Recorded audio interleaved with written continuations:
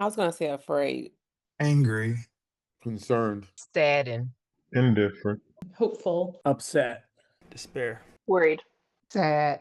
Concerned. Turmoiled. Angry. You just heard a montage of responses from 13 Georgia swing voters when asked how the military conflict in Iran makes them feel. In fact, none of these 7 independents, 5 Republicans, and 1 Democrat would describe the military action as going well so far. Yet, despite these sentiments, in case there's no peace agreement at the end of the current ceasefire, 9 of the 13 would oppose an immediate end to America's military engagement that risks empowering Iran. If the ceasefire comes to an end and there's no agreement, you guys are ready to resume hostilities? Yes. Yeah. Yeah.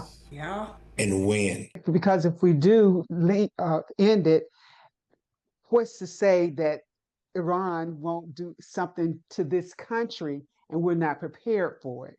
I hate to be like this. Like, yes, I didn't want us to go boots on the ground in the first place, but we're there. We kind of have to, you're going to almost have to finish the job spot. You can't just pull back and say, you're right, we're not at peace. Like, we're just going to walk away and tuck our tail between our legs and go. Like, it's not the American thing to do. And that sounds so, I don't know what to say. It sounds just so stereotypical, but just not what we do. So, got to. I think at the risk of the safety of the United States, and I wouldn't, that last part of the statement, like I wouldn't want it to strengthen Iran. One respondent named Howard was not in that group of 9 I mentioned earlier. However, when presented with the prospect that Iran would be left with hundreds of pounds of highly enriched uranium that could be used for nuclear weapons, he replied this way when asked what he would do next as president. 725 pounds of uranium?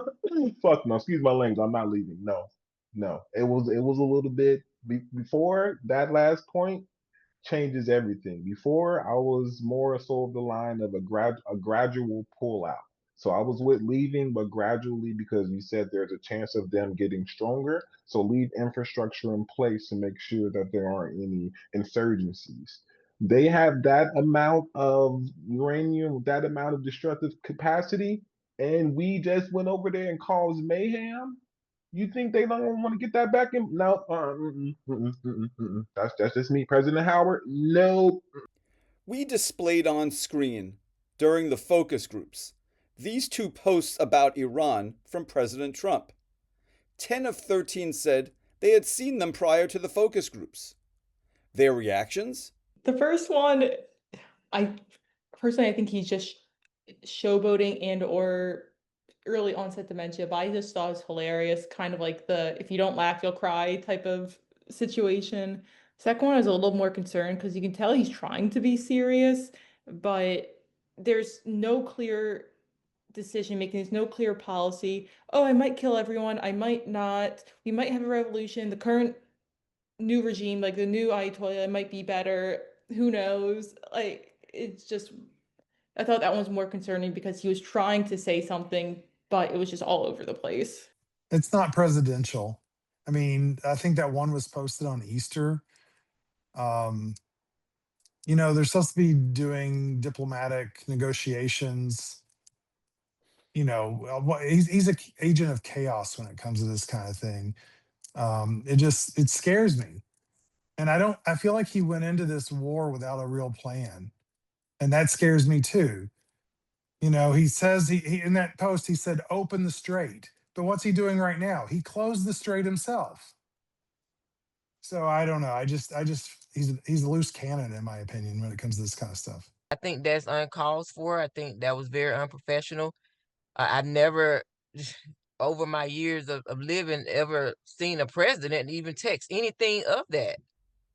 And here's what they think those 2 social media posts say about the president's negotiating strategy.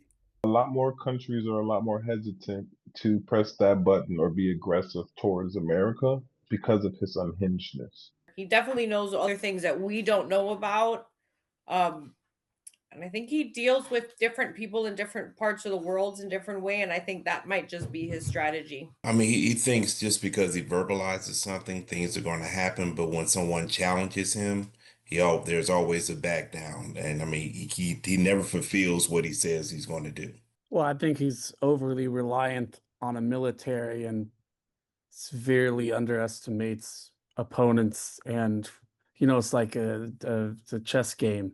He doesn't really know how to play chess well.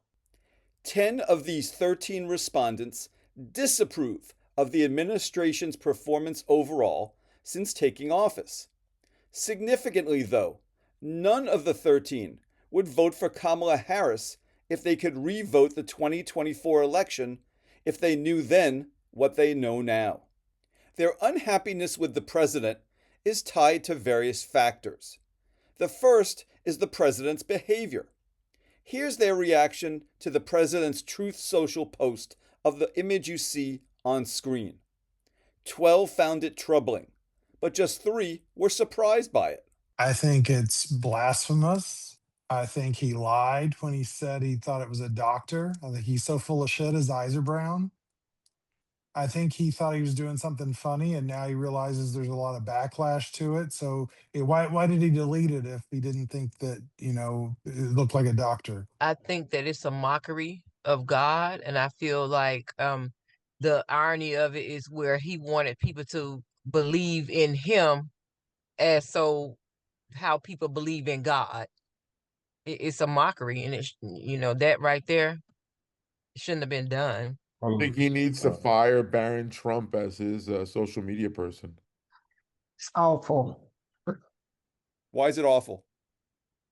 because it makes no matter what he say, it makes it seem as though he thinks he is Jesus who can heal a person. That is what it looks like to me. And that is a mockery of our Lord and Savior. It's narcissistic behavior at its finest by the highest in power in our country. The second factor underlying their unhappiness is the perceived gap between what respondents think are the president's priorities versus their own priorities. Here's what they say President Trump has prioritized since retaking office. It seems like he's prioritizing taking over as much of the world as possible.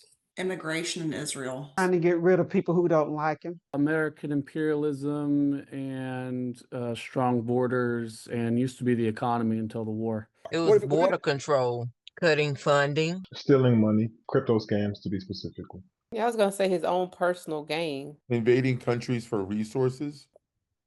Expanding the role of the executive office. I mean, he's just trying to push that to whatever extent he can. Make AI work faster. Taking the brakes off AI. 11 out of the 13 say the president's priorities are out of step with their priorities. Here's how they describe this priorities gap. He said day one he was going to bring the prices down on eggs and other things. He's cut subsidies to health insurance, so that's gone up. I see my pocketbook being hit, and he's building a new ballroom for some reason that we don't need. How about you put some money toward us? Well, the other thing, I mean, the border wasn't as a huge issue with me, but I feel like instead of focusing just on the border, he's also going into our domestic cities and interfering with law enforcement. Yeah, I just feel like he really shit the bed when it came to helping out the people in North Carolina, Florida, and Georgia after all the hurricanes, and he gutted FEMA. It was very strange. I was very much looking forward to having better satellite prediction, weather prediction. He destroyed those agencies. Not that I ever expected the Republican Party to advocate for affordable and accessible health care, but he's certainly not done much in regards to that. My priority specifically, I guess, I think clean energy, predominantly nuclear energy. I think he stepped back from that. I'm very anti-war, and initially I was led on to believe that he was also very anti-war, but that hasn't necessarily been played out. Yeah. So his priority with the war in Iran, that is not anything that I approve of. I prefer to take care of home first. The economy is just terrible. And that's a big priority for me. And as most Americans, I think they feel the same way. Okay, so you don't think he's focusing on the economy now? I know. I think our economy's gotten a lot worse. 12 of the 13 respondents say they are more anxious about the economy now than when President Trump was re-inaugurated. They cited a variety of factors, including inflation, interest rates, job losses tied to AI, education debt, housing, and uncertainty tied to the conflict in Iran. Here's how the higher price of gasoline is affecting their lives directly. With my part-time job, diesel is high. Diesel is $5.20 a gallon. So that limits how far you can go, whether you stay in Georgia or you go out. But the money that the companies are paying you to go out is not adding up. And as well as like little side jobs for everyone, DoorDash, Uber Eats, or whatever.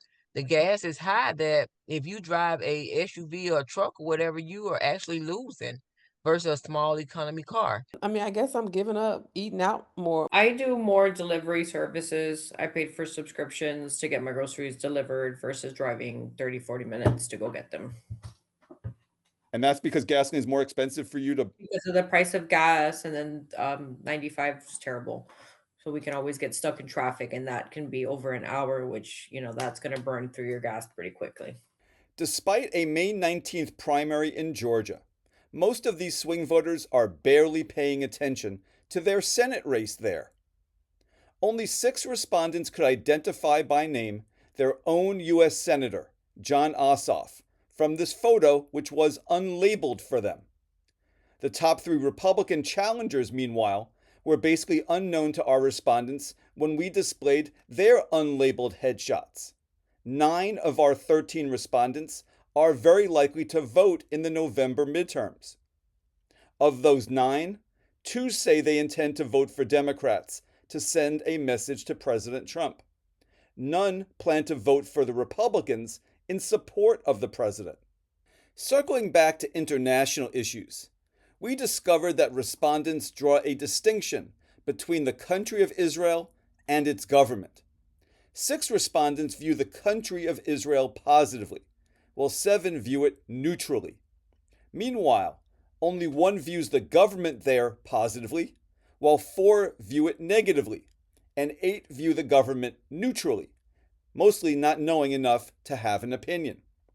What was noteworthy were the comments about Israel's influence on American politicians. Show of fingers, who thinks that Israeli citizens are funding U.S. politicians? Anybody? Okay, Brian does, Nick does, Corey does, Dawn does. Okay. So how's that working? Explain to me sort of what the process is. I think it's coming from somewhere, and their politicians or their government is funneling it to us somehow. So yeah, I do. I think there's a money train somehow. How are Israelis funding our politics? Like, have you heard of American politicians going to Israel to hold fundraising events? Is that what's happening, or is it more, or is it done some other way? I think that we all, when I say we all, I think all countries play devious roles in promoting their stance in other countries. And so I do believe that Israelis in other countries want their promotion in our countries, and that unfortunately I feel a lot of our politicians are corrupt as well. In my head, logically, it seems like while I think they're prohibited from donating directly, there's probably some back channels they can easily, you give money to an American guy, and that American guy and lobbyist gives money to the politicians. You give and you get, there's a relationship somewhere there with something being exchanged, whether it's direct in cash or otherwise. Well, there's these groups called AI PAC or something like that. Yeah, and, APAC.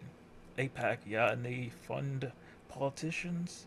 I think they should stop funding certain politicians.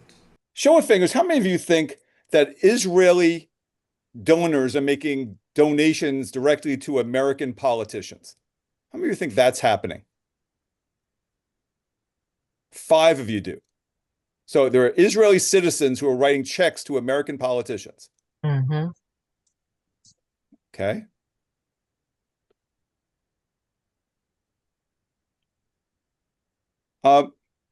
In general, just curiosity, are foreigners allowed to contribute to American campaigns?